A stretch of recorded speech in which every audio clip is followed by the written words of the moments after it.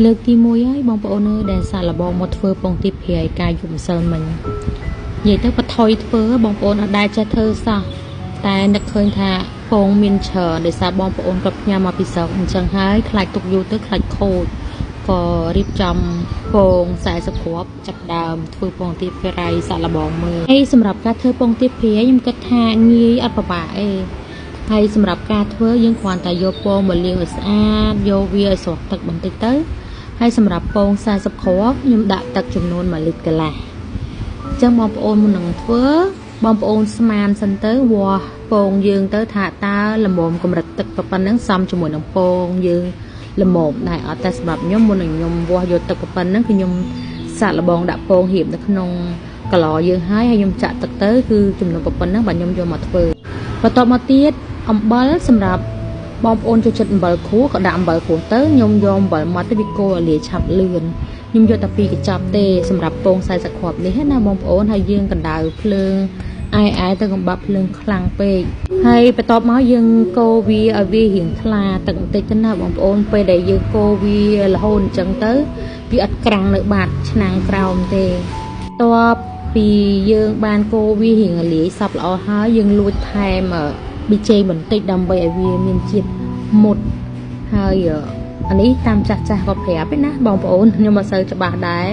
ហើយបន្ទាប់មកទៀតយើងក៏ចាប់ផ្ដើមយកពងយកមករៀបចូលក្នុងកឡដែលយើងទុកត្រាំពងទាប្រៃហ្នឹងទៅបន្ទាប់ពីយើងរៀបពេញកឡហើយយើងយកទឹកអំបិលដែលយើងបានកូរក្តៅហ្នឹងយើងដាក់ឲ្យវាត្រជាក់សិនអត់មានយកមកទាំងក្តៅអញ្ចឹងណាបន្ទាប់មកយើងយកកត្រងយកមកត្រងកុំឲ្យវាមានជាប់កាកជាប់ដី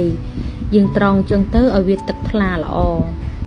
ហើយបន្ទាប់មកយើងមើលឃើញថាពងយើងវាអត់ទាន់លិចទេអញ្ចឹងយើងត្រូវយកអីមកសកត់ដើម្បីឲ្យពងយើងលិចអញ្ចឹងខ្ញុំយកគម្របជ័រមួយមកយើងយកមកសកត់ពីលើកុំស្កត់ខ្លាំងពេកយ៉ាត់បែកពងបងប្អូនណាមកល្មមឲ្យវាលិចទៅបន្ទាប់មកយើងគ្របទុករយៈពេលប្រហែលជា2សប្តាហ៍គឺល្មមអាចយកហូបបានហើយអញ្ចឹងខ្ញុំកំណត់ថ្ងៃដែលខ្ញុំបានធ្វើពីល្ងាចមិញថ្ងៃទី5ខែ6 2025ហើយចាំមើលថាតើរយៈពេលមួយអាទិត្យក្រោយខ្ញុំនឹងបើកមើលអញ្ចឹងអាទិត្យក្រោយខ្ញុំនឹងបើកមើលមួយសារទៀតអញ្ចឹងចាំមើលតើអាទិត្យក្រោយថាវាក្រហមបានកម្រិតណាសម្រាប់បងប្អូនដែលគាត់មានបញ្ហាស្បែកខ្មៅក្រិនក្រើមស្បែកមិនសូវជាមានជាតិសំណើមស្បែកគាត់សង្វារយូរឆ្នាំឬក៏សង្វារថ្មីបងប្អូនអាចមកសាកល្បងជាមួយនឹង Scrub PTO Scrub បែរជាបានជា Scrub ធម្មជាតិដែលយើងមាន3មុខមានស្រូវសាលីមានកាហ្វេមានប៉ាឡៃហើយសម្រាប់ Set Scrub របស់នេះខ្ញុំនេះផងដែរធានាម៉ត់គុណភាពមិនឲ្យចាញ់នឹង Scrub ល្បីៗទេបងប្អូនមើលតែ feedback ទៅដឹងទៅនេះគឺជាអតិថិជនរបស់នេះខ្ញុំដែលគាត់បានប្រើជាមួយនឹង Scrub PTO ហើយមុននឹងគាត់ប្រើនេះខ្ញុំបានសុំគាត់ថតទុកមុននឹងក្រោយពេលដែលគាត់បានប្រើហើយនេះខ្ញុំបានថតមួយសារទៀតនិយាយទៅស្បែកគាត់ផ្លៃសាហាវហ្មងគាត់ប្រើតែ3ដងបងប្អូនមើលស្បែកគាត់ខុសគ្នាសឹងតែ 80% ហើយអញ្ចឹងសម្រាប់បងប្អូនដែលគាត់ចង់សាកល្បងប្រើជាមួយនឹង Scrub ខាងនេះខ្ញុំបងប្អូនអាចឆាតចូល page ក៏បានឬក៏ឆាតកំងតាម TikTok នេះក៏បានដែរអរគុណច្រើន